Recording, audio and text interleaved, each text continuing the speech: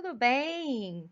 Aqui é a professora Érica de Ciências, né? A gente está aqui com esse recurso novo, né? Saudades da sala de aula, né? Então, já que a gente precisa, né, tá afastado um pouquinho, né? Mas as nossas atividades não podem parar.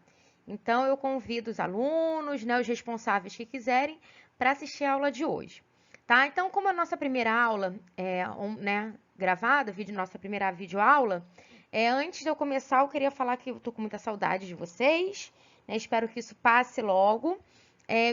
Eu tentei montar aqui slides, né, bem sucintos, bem autoexplicativos, para não gerar dúvida, tá? Mas a gente tem nossos canais aí de comunicação, né? A gente tem um e-mail, nós temos o grupo de WhatsApp, né, que pode ser utilizado para tirar dúvidas, tá bom? Então, se alguém não entender alguma coisa, a gente pode vocês podem estar mandando mensagem nesses dois canais, ok? Lembrando que as nossas atividades são no plural, né? Mas a princípio eu vou passar apenas as atividades do livro, tá?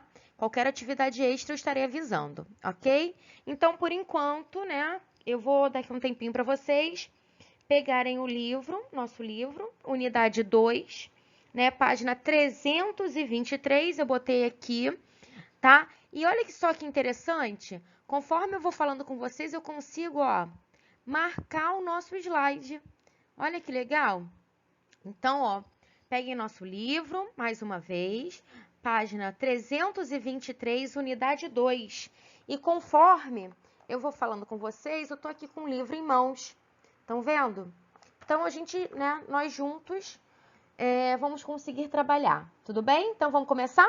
Vamos lá, gente. Acho que deu tempo de todo mundo pegar o livro, não pegou? Vamos lá. Então, primeira coisa que a gente está falando, né, nosso livro, nossa unidade se chama Rochas. Eu preciso saber o que é uma rocha, né? O que é formado uma rocha, tá? Então, olha só, amores, as rochas, eles são agrupamentos de minerais, tá bom? Que vão ser constituídos lá na crosta terrestre, na superfície do planeta. Essas rochas, né, elas se formam principalmente do magma que vem lá do manto, né, terrestre. Então, lembra quando a gente comentou um pouquinho sobre vulcões?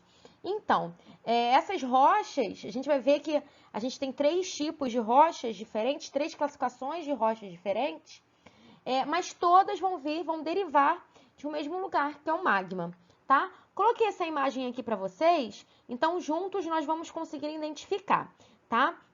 Então, a gente tem aqui, ó, a camada da crosta terrestre, né? Que a gente já tinha falado que é a camada onde nós vivemos, tudo bem? E logo abaixo aqui a gente tem uma outra camada, né? Que se chama o quê?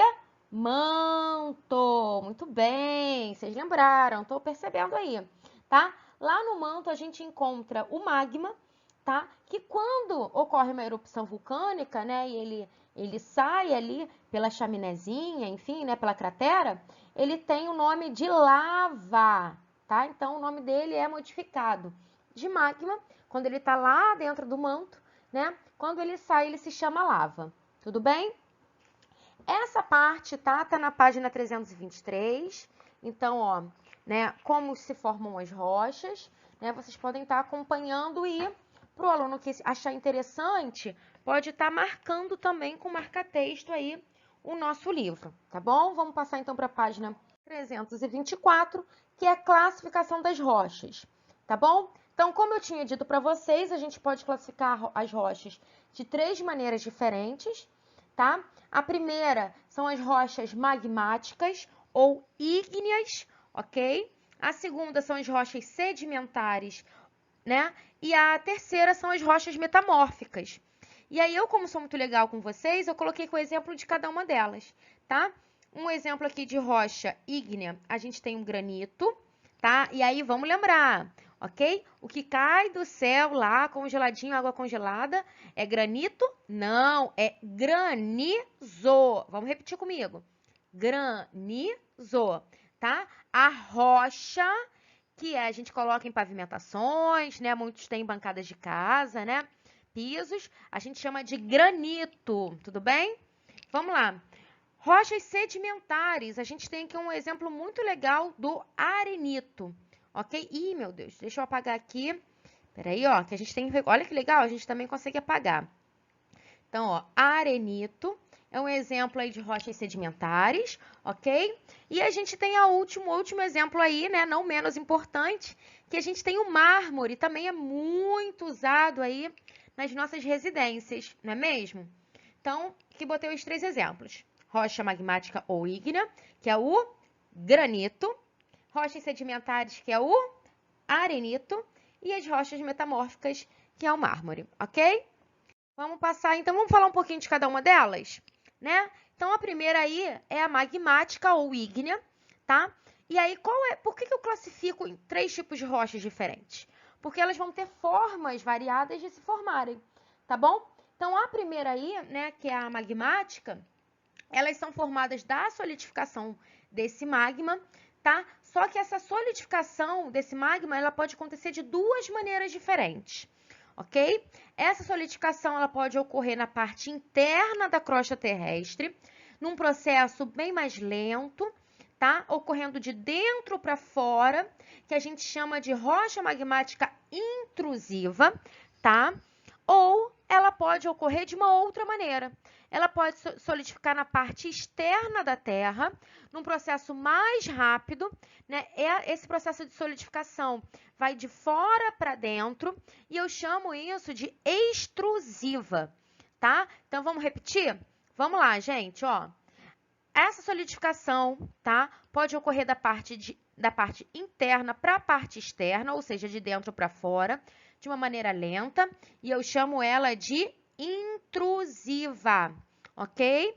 Agora, o processo inverso, ou seja, mais rápido, a solidificação ocorrendo na parte externa da Terra, né? Ou seja, a solidificação ocorrendo de fora para dentro, eu chamo de extrusiva, ok? O nosso livro, ele também fala sobre essa diferença, ok? Então, eu botei aqui, galera, 2 exemplos, tá? Desses tipos de rochas, ok? Então, a intrusiva, a gente tem a primeira aí, tá? Que a gente tem a foto tanto no nosso livro quanto aqui no slide, que é do famoso granito, como a gente tinha comentado. E olha só que legal, olha como que jogos de videogames também são interessantes. Quem reconhece essa imagem aqui que eu tô marcando? Olha só. Minecraft, não é, galera? Então, lá no Minecraft, a gente tem um exemplo muito bacana de uma rocha magmática extrusiva, tá? Que é chamada de obsidiana, né? Eu não entendo muito aí desses jogos, mas eu sei que vocês sabem muito bem disso. Os responsáveis também que não entenderem, pergunte aí para os seus filhos, né? Para os seus netos, para os seus sobrinhos, que com certeza eles vão saber melhor aí do que a gente, tá? Então, a obsidiana é um exemplo de rocha magmática extrusiva, ou seja, ela existe, galera. E aí, como a gente teria feito isso em sala de aula, mas não deu para fazer, então eu trouxe aqui também um outro exemplo, tá? De uma rocha magmática ou ígnea, né? Chamada ametista, tá bom? Olha que legal. Podem marcar, tá, gente, esses conceitos lá no livro de vocês, tudo bem? Então, não esqueçam de marcar esses exemplos lá no livro de vocês. Vamos parar aí para a próxima. Rochas sedimentares, né? Então, o que classifica uma rocha sedimentar? Né? O próprio nome já diz, né? As rochas sedimentares são rochas que sofreram compactação de sedimentos, ou seja, várias camadas foram feitas como se fosse uma lasanha, tá? E aí forma esse tipo aí de rocha. Eu botei aqui essa imagem também muito parecida lá do livro de vocês, que está na página 327, que conta a história da formação dessa rocha. Então, vamos acompanhar juntos? Então, ó, num primeiro momento, a gente tem, ó, chuvas, vento e outros agentes desgastam as rochas e carregam seus fragmentos, tá? Então, sabe quando venta muito e vem aquela, né, teoricamente, aquela poeirinha? Na verdade, aquela poeirinha são fragmentos de rochas, tudo bem? Isso acontece por processo de erosão, tá? Vamos lá, 2. que se depositam em mares e depressões em terrenos. Olha um exemplo bacana aqui. Quando a gente demora muito tempo para tirar, né, a poeira dos móveis, na verdade, o que está acontecendo ali é um processo de sedimentação. Então, se a gente deixar passar meses ou anos, né, a gente não vai ter formação de rocha, mas a gente vai ter ali várias estratificações, né, de sedimentos diferentes. Vamos para o 3 aí, ó. O peso das camadas de cima comprime as de baixo e a água transforma os minerais. Assim, se formam as rochas sedimentares. Olha que legal, né? Então, através desse processo aí, né, de compactação desses sedimentos, a gente tem a formação das rochas sedimentares, né? Ah, olha que coisa importante aqui, ó, bem atentos, fiquem bem atentos. Olha só, tudo isso leva milhares ou até milhões de anos para acontecer e continua ocorrendo enquanto a rocha existir. Então, vamos fazer aqui um pensamento rápido. Eu consigo estudar a história, né, do nosso planeta através do estudo das rochas, né? Quem faz isso são os caras que a gente chama de paleontólogos, né? Então, ele consegue traçar uma linha do tempo estudando as nossas rochas. Muito legal, né? E a nossa terceiro exemplo aí de rochas, né, que são as rochas metamórficas. Também o nome já diz, né, metamórfica tem a ver com metamorfose, né, que é transformação. Então, como que vai acontecer esse tipo de rocha? A gente vai ter uma rocha já pré-existente, tá? Essa rocha, ela sofre por algumas, né, pressões, temperatura, né? Se misturam ou não alguma outra rocha e se transforma agora numa rocha metamórfica. Então, vamos lá. Eu tenho uma rocha pré-existente, tá? Por processos de temperatura, aumento, né, elevação da temperatura e da pressão. Essa rocha ela pode se misturar com uma outra rocha ou não, isso vai depender. E aí a gente tem, né, a formação de uma rocha metamórfica, tá? Um bom exemplo disso, olha aqui que legal. Quem já foi, né, nesse cartão postal aqui do Rio de Janeiro? Né, a gente está até com saudade de ir nos nossos cartões postais, tá? O Pão de Açúcar, né, que fica ali na região da Urca, aqui no Rio de Janeiro, na zona sul do Rio, zona sul, quase região central, né, fica ali tudo meio misturado, ela é formada por uma rocha metamórfica chamada gneise, tá? Essa rocha, ela sofreu modificações, né, ela foi transformada, ok? A gente tem ali, né, o nosso livro, vocês podem marcar, tá? Tá na página 329. Então, vocês podem marcar o seguinte, ó, eu vou ler para vocês, tá? Quando o gneiss tem origem do granito, por exemplo, constitui-se a mica, quartzo e feldespato, tá? E aí, gente, eu tenho aqui um exemplo, olha, de rocha aqui metamórfica, tá? Essa rocha se chama cordierita, tá? Aqui, ó, tentar, acho que dá para focar.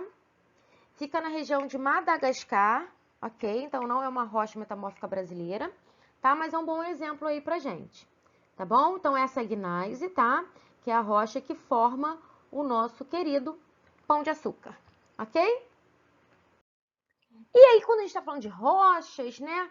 A gente lembra de pedras preciosas, né? As pedras preciosas, elas podem ter um outro nome, tá, gente? Que a gente chama de gemas, tá? Mas não é do ovo, não, ok? E essas gemas, né, ou pedras preciosas, tanto faz, elas são minerais que vêm lá do subsolo, tá? Então, a gente tem uns exemplos aí bem famosos, né? O rubi, tem o ouro, né? Tem o diamante e, se Deus quiser, na nossa próxima aula, né, que seja presencial, vou levar para vocês aí alguns desses exemplos. Então, eu tenho aqui, ó, o diamante, é bem pequenininho, ó, bem pequenininho, pedrinha bem pequenininha aqui, tá bom? Que é um tipo de gema ou pedra preciosa. Deixa eu pegar aqui um outro exemplo pra gente. Cadê? Deixa eu ver se eu acho. Tá aqui, tá aqui, tá aqui. Aqui, ó, o rubi, tá? Aqui, cadê? Ai, meu Deus, não tô... Essa vida de youtuber, tô me acostumando ainda. Aqui, ó, rubi, tá? Aqui na imagem a gente tem outros, tá? Quartzo rosa, cristal, ok? E aí, quando a gente fala de rochas, a gente precisa falar um pouquinho sobre a questão dos recursos naturais. Porque os recursos naturais, assim como a gente acabou de falar sobre as pedras preciosas, elas também são extraídas lá do subsolo e também são riquezas, né? A gente tem dois exemplos muito legais, né, que são, né, o carvão mineral e o petróleo, que são combustíveis fósseis, né? O carvão mineral muito utilizado aí, né, em termoelétricas, né, extraído aí por meio de mineração. Aí vale lembrar, gente, que o carvão mineral, né, como o nome mesmo já diz, vem da decomposição da matéria orgânica, tá? Resto de árvores, de plantas. E olha que legal, esse carvão mineral que é utilizado hoje, ele foi oriundo, né, de árvores e plantas de milhões de anos atrás. Então a gente utiliza, né, recursos de milhões de anos atrás. Muito bacana, né? O petróleo é a mesma coisa, também é para um processo de decomposição, né, de plânctons principalmente, ok? E só que na verdade a gente tem um probleminha tanto no carvão mineral quanto na questão do petróleo, né? Lá na página 331 a gente fala sobre isso, né? Esses dois recursos aí naturais, infelizmente, eles são classificados como não renováveis, ou seja, em algum momento ele vai acabar. Né? Por isso, a gente tem que ter essa conscientização de evitar utilizar, né, produtos, né, que venham aí desses dois recursos, ok?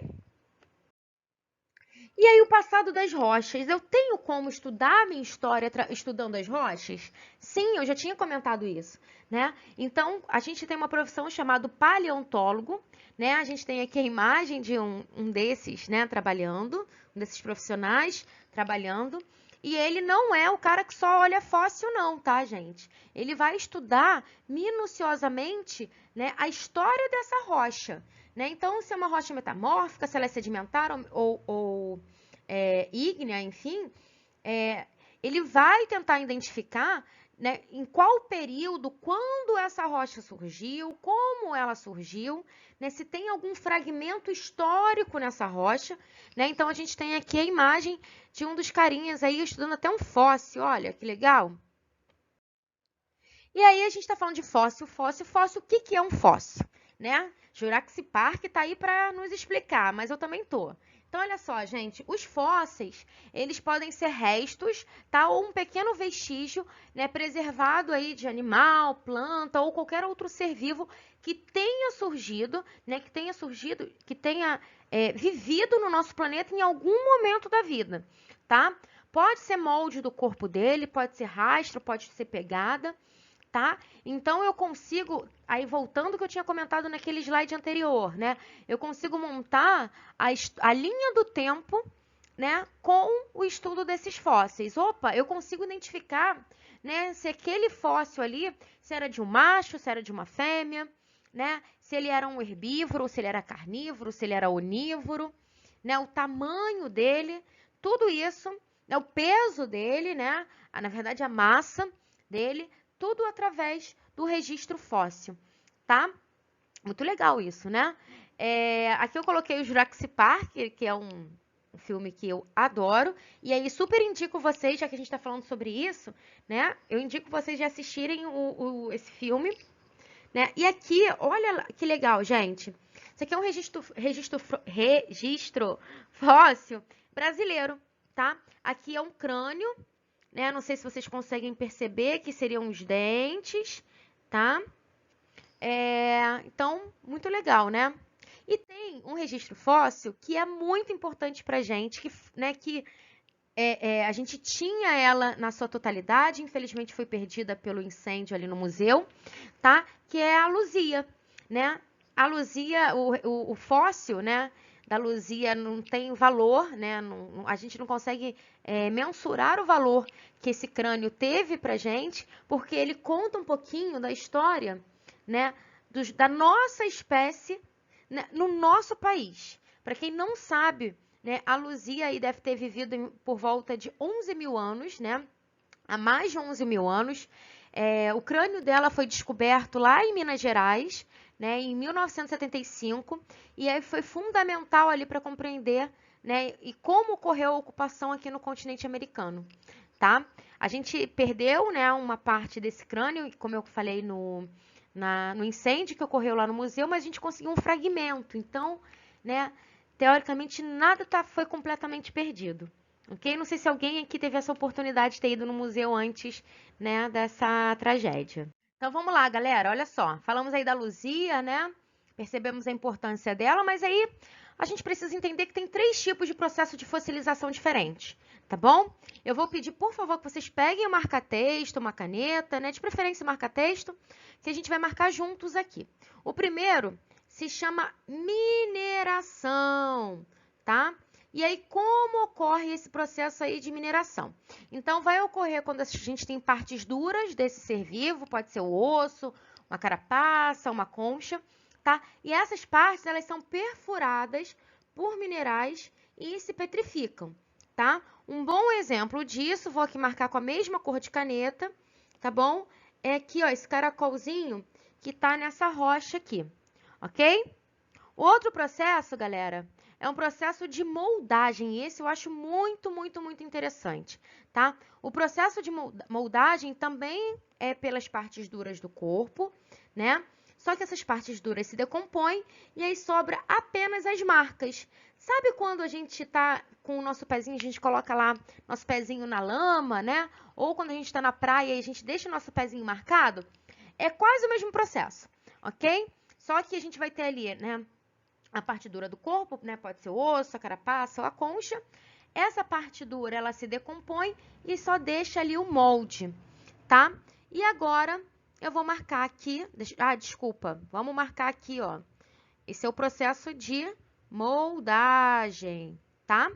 E o último, e não menos importante, processo aí de mumificação, tá? Ou conservação, tá? Que vai ocorrer aí preservação das partes, né? Ou de todo o organismo. Isso se dá, gente, principalmente aí, né? Esse processo de conservação, mumificação, pelo gelo ou pelo âmbar, tá?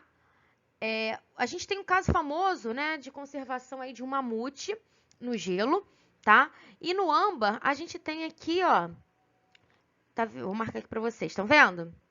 Esse mosquitinho ali, né? Para quem viu o Jurassic Park, o primeiro, né, o cientista, ele consegue tirar ali, né, o DNA do dinossauro de dentro do mosquitinho. Então, o mosquitinho foi lá, picou o dinossauro, ficou aquele, né, o sangue do dinossauro dentro do mosquitinho. Ele sofreu esse processo de fossilização por conservação através do âmbar, né? E aí o cientista conseguiu quebrar o âmbar, pegar esse sanguezinho lá, né, e construir, montar ali o Parque dos Dinossauros. Mas tudo isso, galera, é filme, tá? Só filme, ok? E aí, gente, na página, deixa eu acompanhar aqui junto com vocês, na página 332, a gente tem um tópico que se chama Os Fósseis e a Deriva dos Continentes, né, que fala de uma teoria, né, formada aí por um alemão, né, o geólogo alemão Wegener, tá? Que ele, na verdade, ele conseguiu montar a história do nosso planeta, a história dos nossos continentes, tá? Então, né, passei para essa outra slide, no começo de tudo, né, todos os continentes eles eram unificados, ok? A gente não tinha essa fragmentação dos continentes, né, como a gente tem hoje. Então, hoje a gente tem, né, as Américas, né, América do Norte, Central e do Sul, a gente tem a África, a gente tem a Europa, a gente tem ali a região da Ásia, a Oceania, né? Então, na verdade, o começo de tudo era um continente único. Então, a gente tinha um continente único.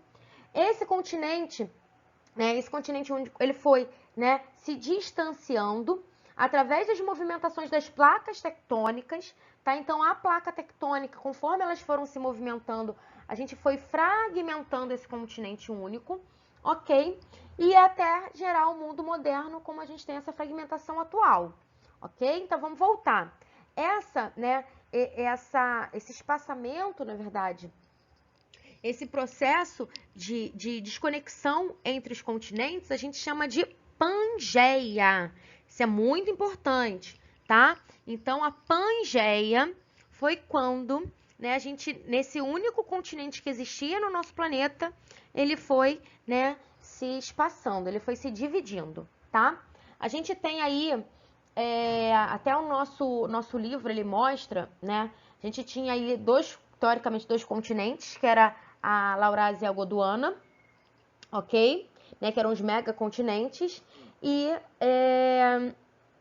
a gente tem também no nosso livro mostrando, porque eu tô acompanhando o nosso livro, o nosso slide, para vocês não conseguirem aí se perder, ok? Então, ó, vou marcar aqui para vocês.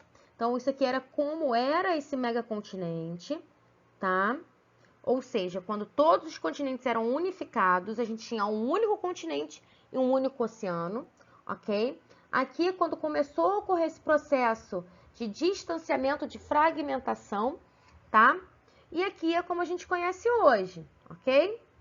Aí vocês podem estar me perguntando, né? Vocês podem estar na dúvida, professora, mas se a gente está se houve esse distanciamento entre os continentes, será que parou isso? Porque a gente estudou em sala de aula, né, que as placas tectônicas sempre estão se movimentando. Então, meus amores, nós continuamos nesse processo, tá, de distanciamento entre os continentes. Olha só. Então, a cada ano a gente se distancia um pouquinho lá do continente africano, por exemplo. Muito legal isso, né? E aí, se a gente tem distanciamento, se a gente tem placas tectônicas se afastando, obviamente que a gente vai ter em outro lugar, né, um processo aí de placas tectônicas se encontrando, tá? E a gente viu o que acontece quando a gente tem esses, né, choques de placas tectônicas. A gente vai ter o quê? Terremotos, né? Erupções vulcânicas, né? Maremotos, famosos tsunamis, ok? Aí vocês também podem estar se perguntando como que a gente chegou a essa conclusão. Então, tem alguns motivos, na verdade, tem algumas, né? Os historiadores perceberam, né, por algumas situações que foram ocorrendo. Primeira, tá?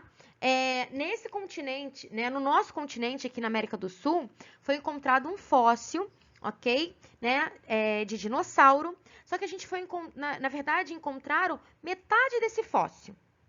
E aí, né, geólogos lá no continente africano encontrou a outra metade desse mesmo fóssil, ou seja, desse mesmo indivíduo. Então, não teria como, né, esse dinossauro ter morrido metade lá e metade aqui. Então, uma parte foi encontrada lá, uma parte foi encontrada aqui.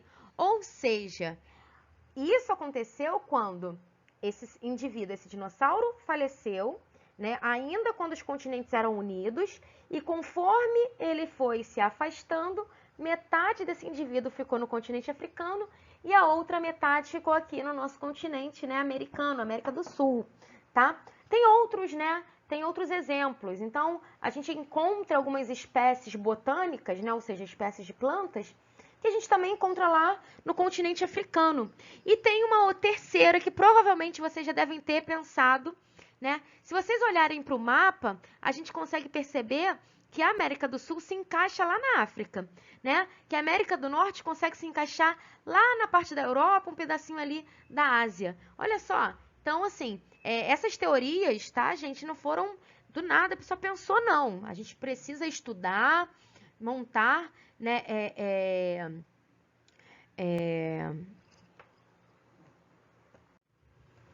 Então, a gente precisa montar ideias, né? Olhar essas hipóteses para a gente conseguir falar, ó, realmente aconteceu isso, ok? E aí, na página, deixa eu passar, na página 336, ele fala um pouquinho sobre a questão da mineração, né? Botei a história para vocês aí de Serra Pelada.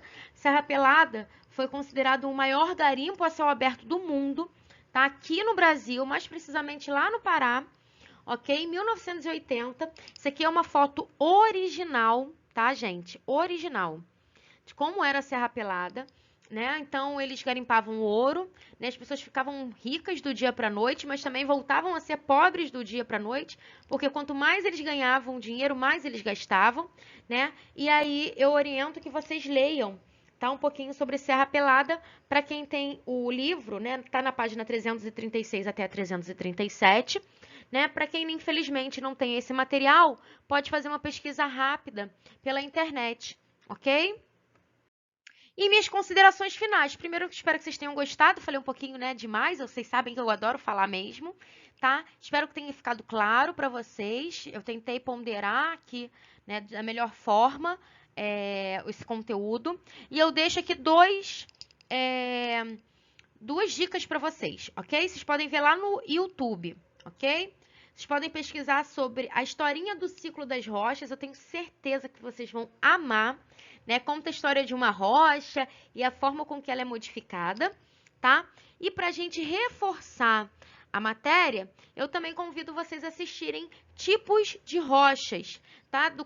No canal do Fábio Porto, ok? Aí eu coloquei a imagem para vocês. Quando vocês fizerem a pesquisa, vocês vão ver essa imagem e vão saber exatamente do que eu tô falando, tá? E aí eu deixo, ok? Para casa, vocês não vão se livrar de para casa, não. Então, para casa, as páginas 338, 339, 340 e tá bom. Vou deixar vocês só até 340, tá? 341 a gente faz aí num reforço, né, futuro, ok? Então, espero que tenham gostado. Até a próxima aula. Beijo para vocês!